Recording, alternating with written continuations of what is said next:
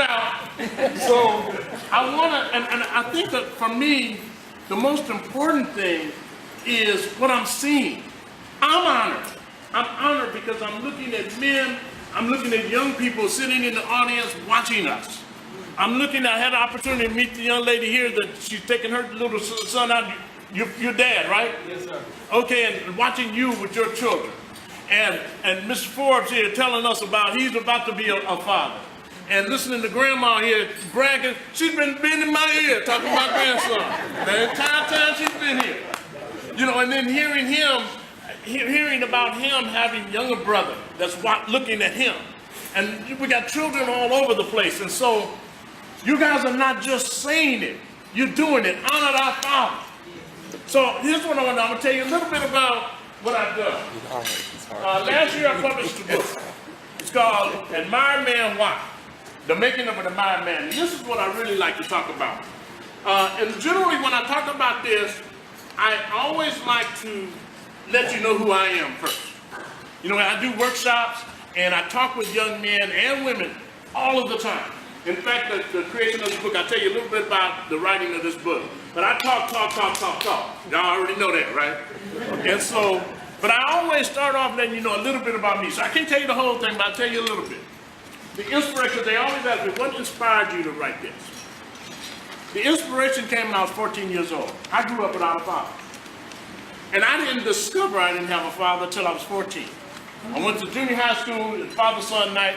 I didn't know any better. So I went, my friends was going. And in my elementary school, I grew up in anybody familiar with Nicholson Garden Housing Project? Yes. Yep. All right, that's where I grew up. And this was a long time ago. So everybody in the project, didn't nobody have a father. We all had the same father, I don't know.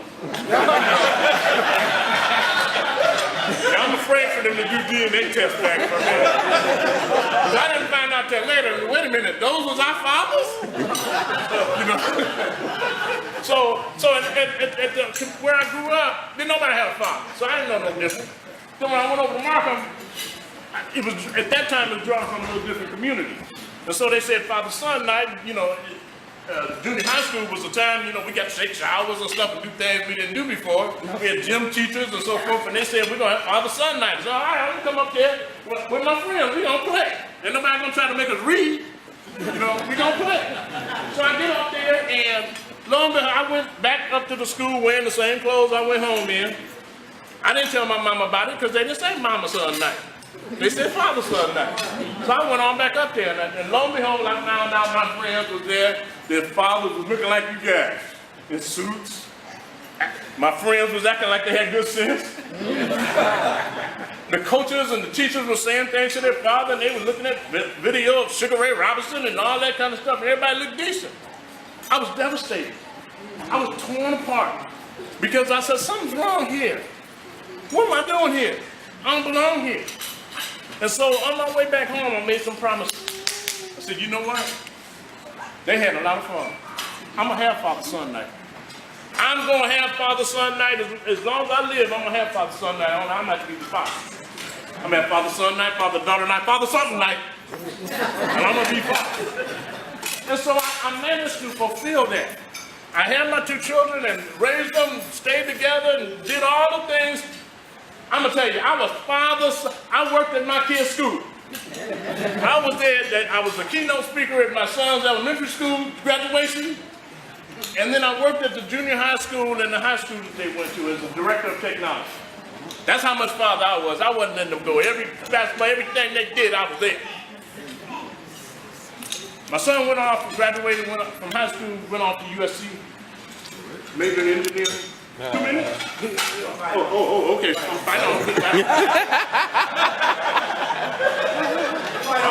almost forgot that. In fact, I got something funny to say about it. My son went off to USC, and so my daughter was still 2 years behind, so I'm still at the school. And then my daughter decided she's going to go off to USC. So when she graduates, she'd go off to USC. And I said, I bet I can get a job at USC. My kid said, Dad, you did good, dog. You did it. You did the heck out of it. We love you. You ain't got to come and work with us. I said, you did it. And so when they graduated, eventually my daughter went off to Georgetown Law School. And even there, when she had to go to an interview there, to D.C., I said, I ain't never been to D.C. She said, you ain't going now. You'll find another reason to go, but you can't go. So this is what happened, is that when my kids moved, I fell into a depression. Because I had lived my home for them, and now they're gone. You know, when my daughter, when she said I can't go to D.C., she asked me, said, Dad, did I hurt your feelings? I said, yeah. But I understand. I gotta let go. And I went into a depression. And so because of that, I started thinking, I said, what happened here? And I realized I didn't have that father before me. And that, I said, there's something there. That means something. So I started studying it. And I did my doctoral dissertation in leadership and change on the phenomenal son-father relationship because I wanted to know. My man wanted to study psychology. See, that came from here. I wanted to know what happened here. And so as a result, I finished with this, blah, blah, blah.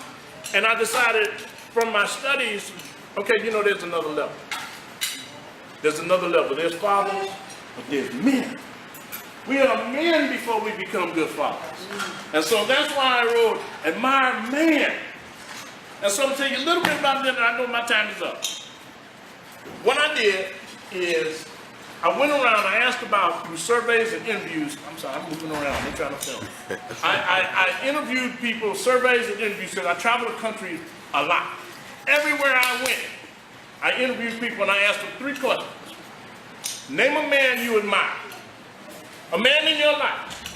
And I told them, don't tell me Barack Obama unless you Michelle now. Somebody in your life that you know, living or present or not, that you admire. Why? And did you grow up with your father in your life? Because I wanted to study the relationship between fathers and admired men. And so the book is a collection of stories that people told me around the country about the men in their life they admired. And I learned a profound amount. The book is stories. It's not lecture. It's stories. Because we learn through stories. We learn what hard working means when somebody says he was doing this and doing that and doing this and that. We learn what loving is, not just a word, but when they describe what that was. That's what we learn.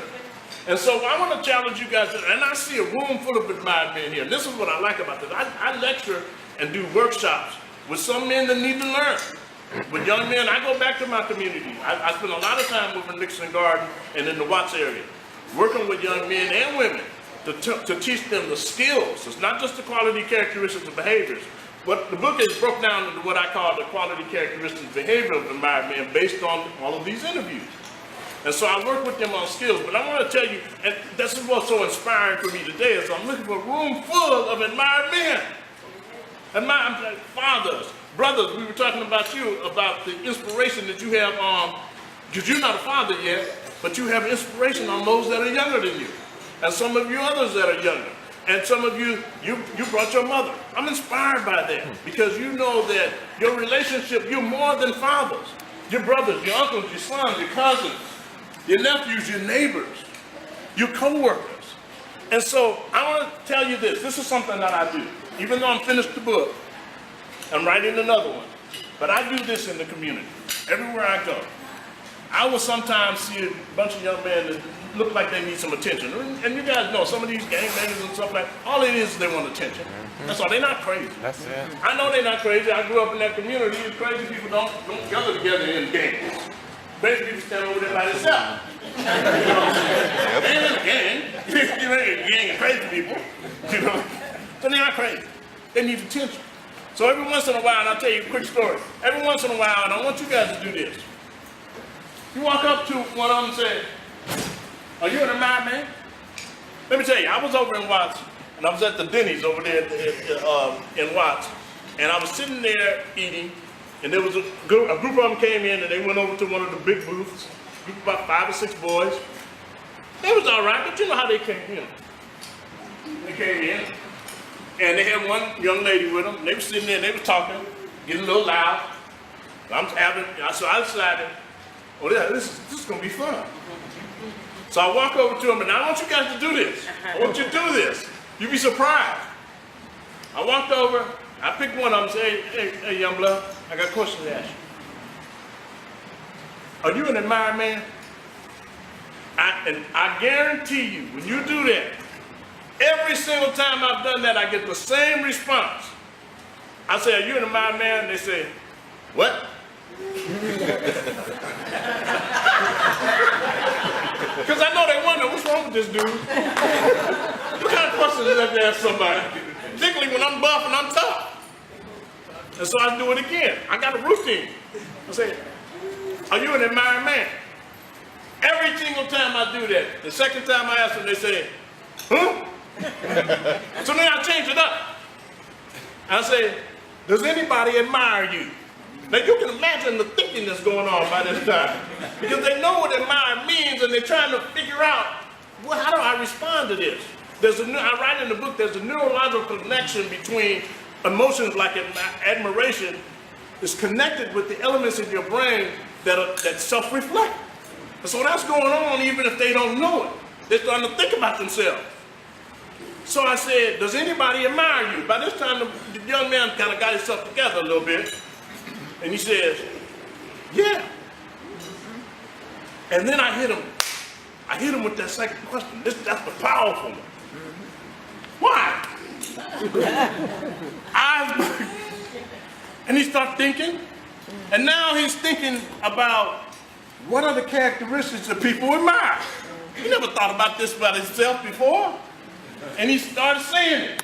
He said, well, I'm nice, I'm respectful, you know, I pay attention to what other people's needs are. Then the girl in the booth said, you lying. She said, you lying? Because you was just here cursing and there's some older ladies in the booth next to us. Then the older lady said, she showed up. They wasn't gonna say nothing. But this generator said, yes, he was. The boy was stunned. He sat there. He did not realize that he was doing that, or that this is not an admirable characteristic, and most importantly, and this is the message for you guys, we're being watched. This is what I love about those kids over there. They are watching. That young man right there, see him? Look at him. He's looking. He's looking, why is that dude up there yelling? But he's looking. He said, looking around the room, you see guys with ties, you see another guy standing up front yelling. And it's developing who he is. And so that's my message. And this is why I do that in the public. I make them think, and eventually they see people are watching me. I'm not just doing what I'm doing by myself, just with my boys. People are watching, and I have an impact on other people's lives, on what they do with themselves, positively or negatively. And that's what the making of an admired man. The most admired man in the book, I can't go through all this stuff. I'm going to end with, the most admired man, according to my research, was father. That was the most admired man. But the why is what I learned more about the why.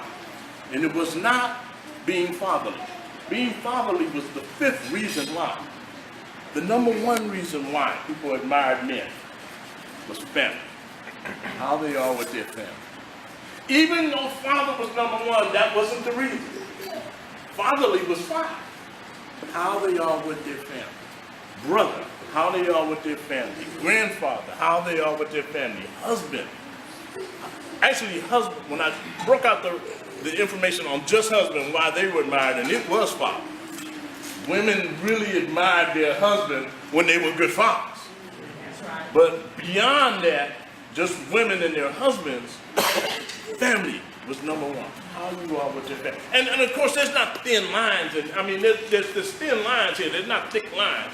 You can be very family-oriented and fatherly as well. And in my stories, that comes out. No one said one thing. They said a number of things. I just pulled the data out and made it, so it showed on the pie chart because I got PhD. You're supposed to do that. But it's, it ain't that. I love going over. I'm known in the watch as Dr. Hickey. And that's just so the young people get it in their head. But I tell them, look how I grew up over here with y'all. Everything I learned to get that I learned when I was in Nixon. I already knew. I just had to come up with a different way of saying it, you know. But when at that time, and y'all know the neighborhood, I lived in the Nixons and I went to Jordan High School, carrying a saxophone. So if you can do that, you're pretty sharp. You know, you're gonna have to answer some questions on the way. So that's all your dissertation work is answering some questions. So you know how to do that if you survive that. It's just a matter of the words you use. Anyway, I want to close with this, and this is for you men. Border to border, shore to shore. The man that is fatherly, we always adore. Be he brother, husband, cousin, or friend. Being honest and loving is respected in men. A hard-working father whose family comes first, with loving support, you are always well-versed. So raise your hand to the sky and take your rightful stand. But to those who matter, you are an admired man. Thank you all, gentlemen.